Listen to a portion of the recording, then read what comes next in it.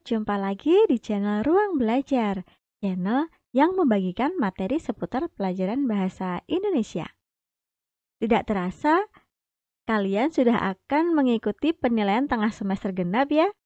Nah, pada video kali ini kita akan membahas soal persiapan penilaian tengah semester genap. Siapa tahu soal-soal yang akan keluar saat PTS besok, soal-soalnya mirip seperti ini. Jadi kalian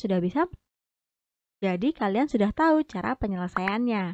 Oke, simak baik-baik videonya ya. Jangan lupa siapkan buku catatan untuk mencatat materi-materi pentingnya.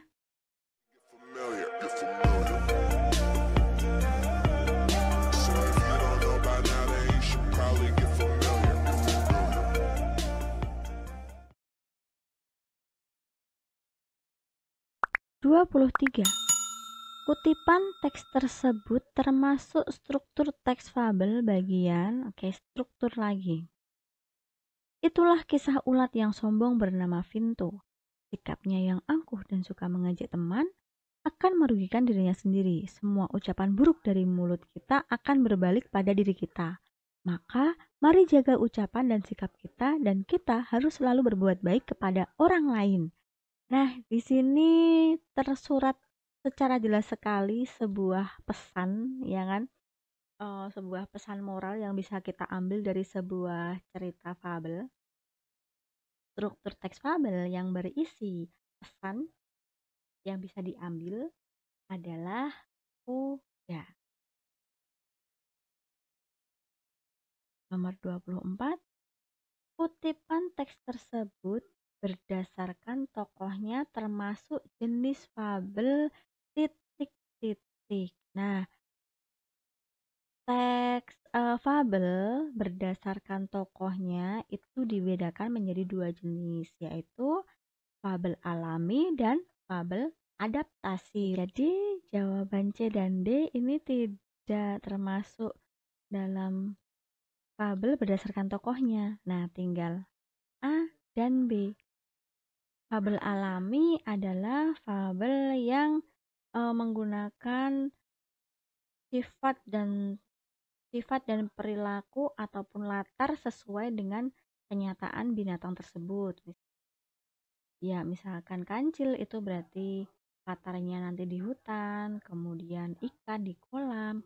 Sementara fabel adaptasi adalah fabel yang menggunakan nama tokoh binatang, tetapi bisa jadi latarnya nanti ada di kehidupan nyata, atau misalkan nanti kancil yang bersekolah atau beruang yang mempunyai rumah gitu. Nah, mari kita baca. Buaya pun tergiur dengan tubuh kambing yang penuh dengan daging. Buaya menelusuri ke dalam hutan untuk mencari kambing. Setelah bertemu kambing, buaya segera menangkapnya. Tetapi kambing juga memohon agar tidak dimakan dan mengusulkan agar buaya memakan gajah saja yang dagingnya jauh lebih banyak. Buaya kembali berjalan untuk mencari gajah yang gemuk. Nah, di sini ada petunjuknya ke dalam hutan. Artinya, di sini latar tempatnya menggunakan sesuai dengan latar buaya dan kambing yang berada di dalam hutan gitu. Jadi fabel ini adalah fabel alami. Selanjutnya nomor 25. Kutipan teks tersebut berdasarkan latarnya termasuk jenis fabel. Oke, ini sama juga dengan yang tadi. Berdasarkan latarnya, berarti tempat terjadinya peristiwa itu. Nah, ada dua jenisnya, yaitu fabel alami dan adaptasi. Sama dengan nomor 24 tadi ya, berarti yang tanpa koda dan dengan koda ini tidak termasuk. Jadi kemungkinannya hanya ada di opsi A dan B. Suatu ketika para tikus mengadakan rapat di balai desa. Nah, ini ada tokoh tikus tapi mengadakan rapat di balai desa. Nah, berarti sudah jelas bahwa ini adalah fabel adaptasi. 26. Sang semut dalam kutipan tersebut merupakan tokoh titik-titik. Apakah antagonis, protagonis, tambahan, atau tetragonis? Oke, kalian ingat ya bahwa antagonis adalah tokoh yang menentang di sini atau tokoh yang jahat. Kemudian tokoh protagonis ini tokoh yang baik. Kemudian tokoh tetragonis ini adalah tokoh penengah. Sementara tokoh tambahan itu nanti tokoh yang tidak sering muncul. Mari kita lihat apakah semut ini antagonis, protagonis, tambahan, atau tetragonis. Ia melihat sebuah kepompong di atas pohon. Sang semut mengejek bentuk kepompong yang jelek yang tidak bisa pergi kemana-mana. Hai kepompong, alangkah jelek nasibmu. Kamu hanya bisa menggantung di ranting itu. Ayo jalan-jalan lihat dunia yang luas ini. Bagaimana nasibmu jika ranting itu patah? Nah, di sini tokoh jahat atau tokoh baik? Ya, di sini dia mengejek si kepompong, ya kan? Jadi di sini bisa disimpulkan bahwa sang semut ini antagonis atau tokoh yang jahat. Nomor 27. Tema kutipan teks tersebut adalah titik-titik. Nah, tema adalah gagasan pokok yang mendasari sebuah cerita. Bisa tentang nasihat, persahabatan, kasih sayang, atau budi pekerti. Oke, mari kita baca. Lebah pun menghampiri semut dan menyapanya. Mereka berkenalan, kemudian bersahabat dengan baik. Rupanya mereka bersama-sama mencari makanan dan minuman. Hingga di suatu tempat, akhirnya mereka menemukan sumber air dan padang rumput. Mereka makan dan minum sepuasnya, serta mendirikan rumah di sana.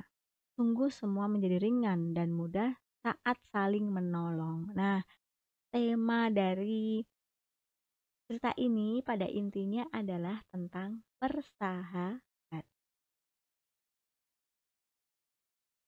28. Penulisan kata sandang yang benar adalah titik-titik. Oke, kata sandang itu bisa terdiri atas sang, si ya, si, kemudian ada sang, kemudian ada hang, dan ada dang. Nah, ini kata sandang.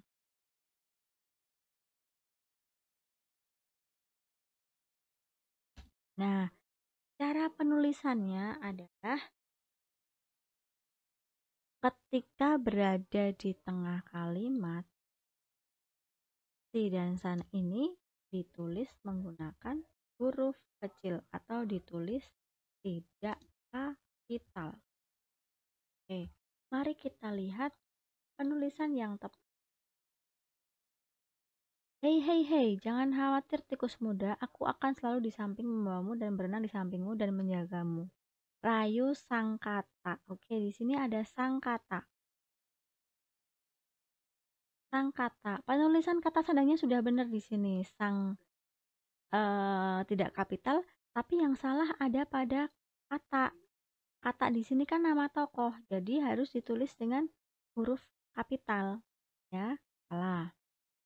Yang B, ini jaraknya dengan buaya hanya 1 meter saja. Hai buaya, aku punya banyak daging segar. Apakah kau sudah makan siang? Tanya sang kancing dengan suara yang keras. Nah, kalau yang ini kesalahannya adalah pada penulisan kata sang. Harusnya menggunakan huruf kecil atau tidak kapital. Yang C, dan pada akhirnya si monyet pun, oke ini sudah benar ya. Si monyet, si-nya kecil, M-nya besar karena merupakan nama tokoh, memberanikan diri berkata dengan maksud menegur kepada si kelinci. Oke, ini benar juga.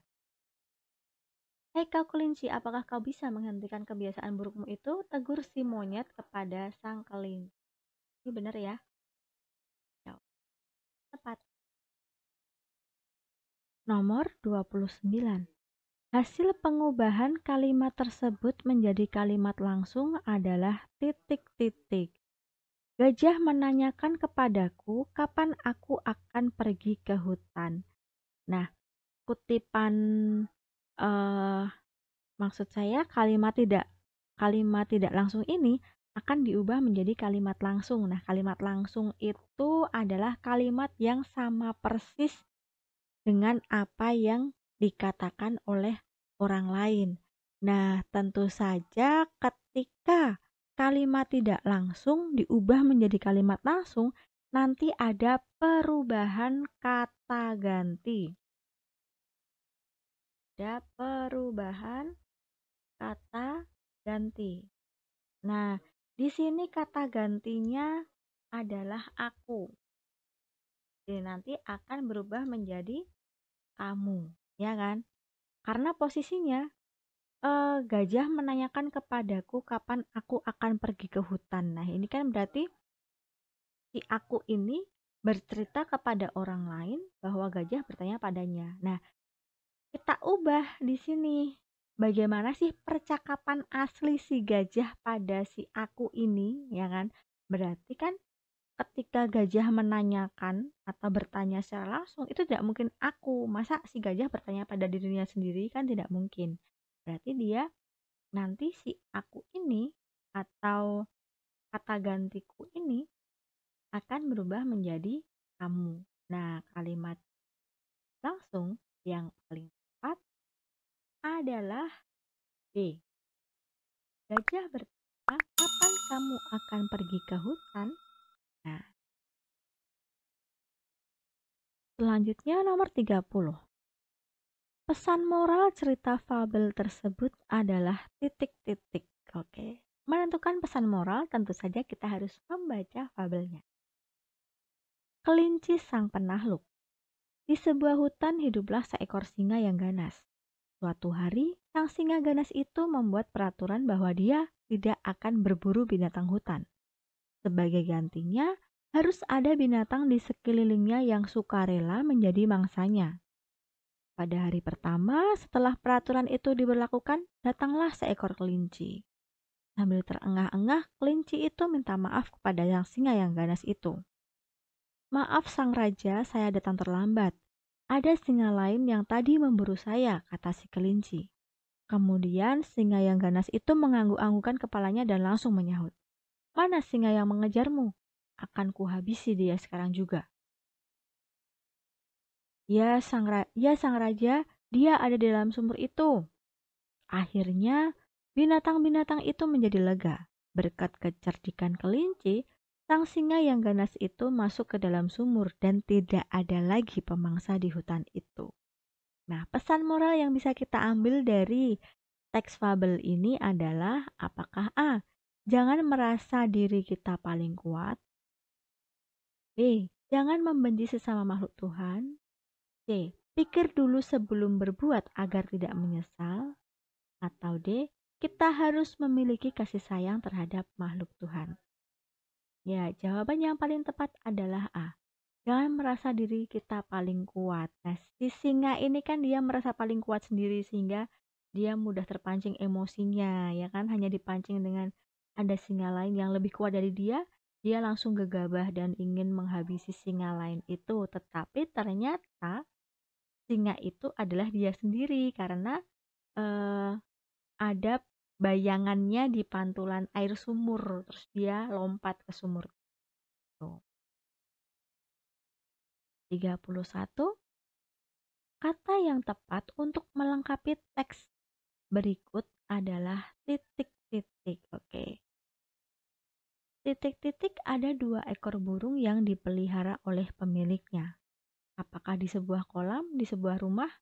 Nah, kalau 2 ekor burung tentu saja di sebuah rumah, ya kan? Di sebuah rumah yang dipelihara oleh ada 2 ekor burung yang dipelihara oleh pemiliknya. Yang pertama burung merpati dan yang kedua burung tekukur. Setiap hari pemiliknya memberi makanan berupa jagung untuk masing-masing burung. Titik-titik sang merpati merasa iri hati karena terkukus lalu mendapatkan jagung dengan jumlah yang lebih banyak. Nah, di sini ada pertentangan, ya kan?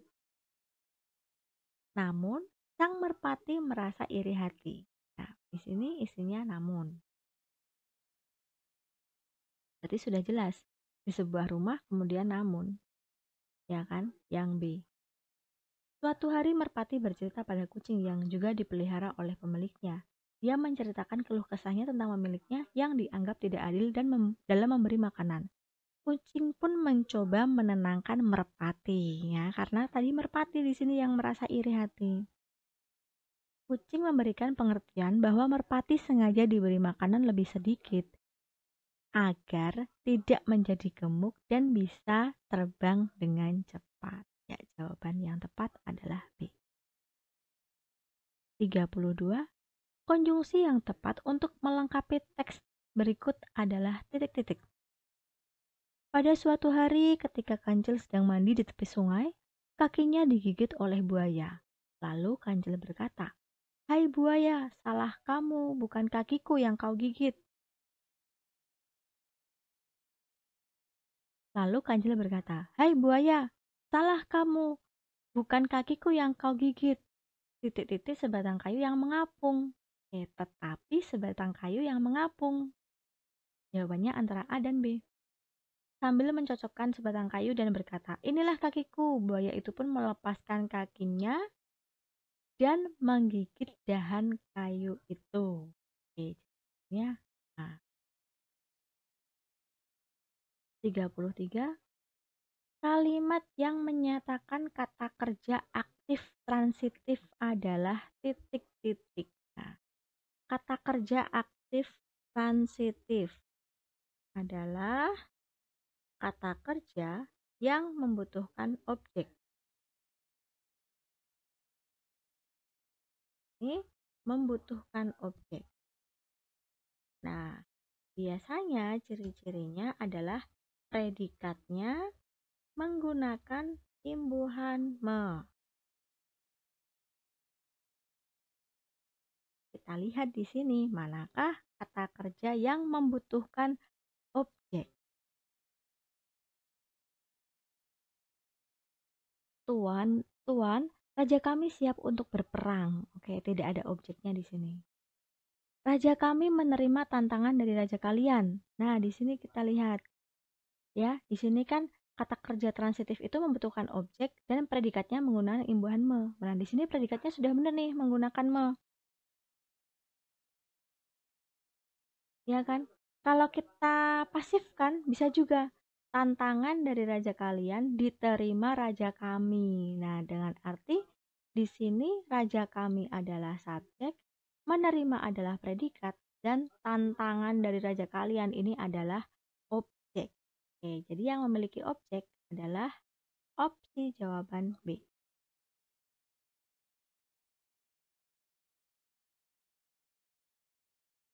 Selanjutnya nomor 34. Kata kerja pasif dalam teks tersebut ditunjukkan nomor titik-titik. Oke, kalimat pasif ini ciri-ciri yang paling menonjol adalah predikatnya menggunakan imbuhan apa? Ya, predikatnya menggunakan imbuhan di.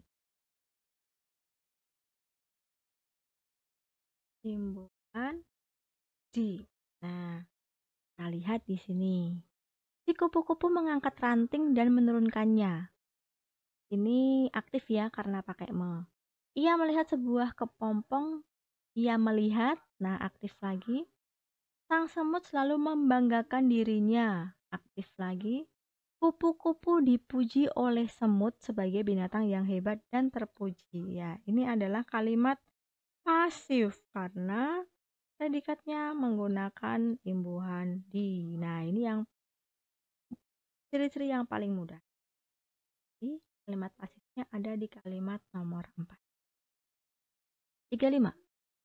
Penggunaan kata penghubung yang tepat dalam kalimat terdapat dalam kalimat nomor titik-titik. Kita lihat kata penghubung atau konjungsi. Pada suatu hari, sang semut kembali berjalan ke taman itu. Tetapi hujan. Di mana-mana terdapat genangan lumpur. Kemudian, sang semut berterima kasih kepada kupu-kupu karena kupu-kupu telah menyelamatkan nyawanya. Sang semut selalu membanggakan dirinya yang bisa pergi ke tempat ia suka. Si kupu-kupu mengangkat ranting itu, sedangkan menurunkannya di tempat yang aman. Nah, sudah jelas sekali yang rancu ada di kalimat nomor 4, ya kan? Penggunaan kata sedangkan. Harusnya apa? Si kupu-kupu mengangkat ranting itu, kemudian menurunkannya di tempat yang aman. 36. Perbaikan kesalahan penggunaan kata depan di pada kutipan fabel tersebut adalah titik-titik. Oke, kesalahan. Kata depan di itu penulisannya harus dipisah ketika diikuti oleh keterangan tempat. Oke. Di hutan. Nah, di hutan ini hutan adalah keterangan tempat. Berarti penulisannya harus dipisah ya, di spasi hutan. Di hutan belantara hiduplah seekor landa, namanya Landa. Jarang sekali dia bermain dengan binatang lain. Si Landa tidak mau bermain dengan binatang lain karena khawatir duri yang ada di tubuhnya. Nah, di tubuhnya ini juga merupakan bagian tempat ya, suatu tempat. Jadi penulisannya juga harus dipisah. Tiap hari Landa bermain sendiri, mencari makan pun dia hanya berani pada malam hari di saat binatang lain tidur. Kata di saat ini penulisannya juga harus dipisah karena menunjukkan keterangan waktu, ya kan? Di saat binatang lain terbelas. Nah, ini harus dipisah juga. Hatinya sedih karena tidak mempunyai teman yang bisa diajak berbicara dan bermain. Nah, diajak di sini, ajak ini bukan keterangan tempat. Jadi penulisannya harus dirangkai. Ya, jadi perbaikan kesalahan penggunaan kata depan tersebut yang tepat adalah D. Di hutan, di tubuhnya, dan di saat. 37. Kata keterangan tempat terdapat dalam kalimat titik-titik. Nah, kata keterangan tempat berarti kata yang menunjukkan tempat. Oke. Mengapa engkau tidak memangsa kambing saja? Nah, tidak ada kata keterangan tempat. Di pinggiran sungai hiduplah seekor buaya yang tengah kelaparan. Oke, betul ya. Ini yang merupakan keterangan tempat. Di pinggiran sungai ini adalah keterangan tempat. Sudah jelas sekali. 37. Urutan yang tepat agar kalimat-kalimat di atas menjadi sebuah fabel adalah titik-titik. Ya, membuat urutan sebuah cerita, kalian bisa lihat opsi jawabannya. Kita lihat deh opsi jawaban A, B, C, D. Di sini kalimat pertama adalah kalau tidak nomor 1 ya nomor 2, ya kan? Mari kita lihat. Apakah nomor 1 ataukah nomor 2? Kelinci tertidur dan akhirnya kura-kura menang. Atau kelinci yang sombong mengejek kura-kura yang jalannya lambat. Ya, yang kalimat pertama adalah nomor 2. Oke, setelah nomor 2 kita lihat di sini. Setelah 2, 5 atau 4. Nah, sebenarnya ketika kita diminta untuk menentukan urutan, itu sudah ada opsinya, sudah ada petunjuknya di pilihan jawabannya. Jadi kita tidak perlu susah-susah lagi, ya kan? Setelah 2, 5 atau 4. Kelinci yang sombong mengejek kura-kura yang jalannya lambat. Kemudian, kelinci yang sombong yakin kalau dia pasti menang. Atau kura-kura menantang kelinci untuk lomba lari. Ya, setelah 2 ke 4. Oke. Setelah 2, 4. Oke, di sini ada 5 atau 3. Kita lihat 5 atau 3. Kelinci sombong kemudian menantang kelinci untuk lomba lari. Kemudian kelinci yang sombong yakin kalau dia pasti menang, atau ketika lomba dimulai kelinci lari dengan cepat dan jauh meninggalkan kura-kura. Ya, nah itu ketiga. Ketika lomba dimulai, kelinci lari dengan cepat dan jauh meninggalkan kura-kura. Setelah ketiga, 5. Nah, sudah jelas berarti nih jawabannya yang D. Ya kan? Oke, mudah ya. Selanjutnya nomor 39. Pernyataan yang tidak sesuai dengan cerita fabel tersebut adalah titik-titik. Nah, menentukan pernyataan yang tidak sesuai berarti kita harus menyocokkan atau mengecek apakah kalimat-kalimat di opsi ini kita cari yang tidak sesuai. Ya, mari kita baca. Suatu hari di pinggir sungai ada seekor kancil yang kelaparan. Dia berniat mencuri makan di ladang Pak Tani yang letaknya berada di seberang sungai. Padahal di dalam sungai terdapat banyak buaya yang sangat buas. Kancil pun berusaha mencari ide agar bisa menyeberangi sungai tanpa diserang oleh buaya. Hingga akhirnya ide licik itu pun timbul. Kancil dengan lantang berteriak memanggil buaya di sungai. Tentu saja semua buaya bergegas berkumpul. Kancil mengatakan akan membagikan daging kepada buaya-buaya itu. Dengan alasan keadilan, Kancil meminta para buaya untuk berbaris agar bisa dihitung jumlahnya oleh Kancil. Buaya-buaya pun berbaris menuruti permintaan Kancil dengan harapan bisa mendapatkan daging. Setelah barisan tersusun rapi, Kancil mulai melompat di atas tubuh buaya sembari menghitung jumlahnya. Sampai akhirnya, Kancil berhasil menyeberangi sungai itu. Kemudian para buaya pun menanyakan daging yang akan dibagikan. Dan ternyata semua itu hanya akal-akalan licik dari si Kancil. Sama sekali tidak ada daging untuk para buaya. Dan Kancil segera lari meninggalkan para buaya itu.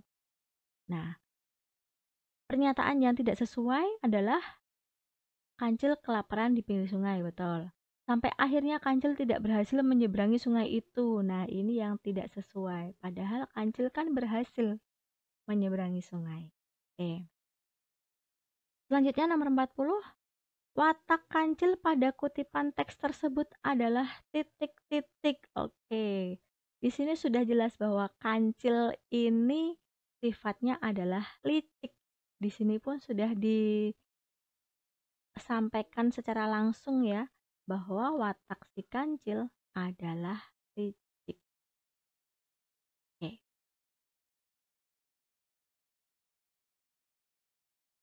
Baik, itu tadi pembahasan soal prediksi penilaian tengah semester genap kelas 7 ya. Semoga nilai kalian memuaskan, semoga soalnya juga mirip-mirip seperti ini, jadi kalian sudah bisa atau sudah tahu bagaimana cara menyelesaikannya. Oke, sekian dari saya. Sampai jumpa pada video selanjutnya. Dadah!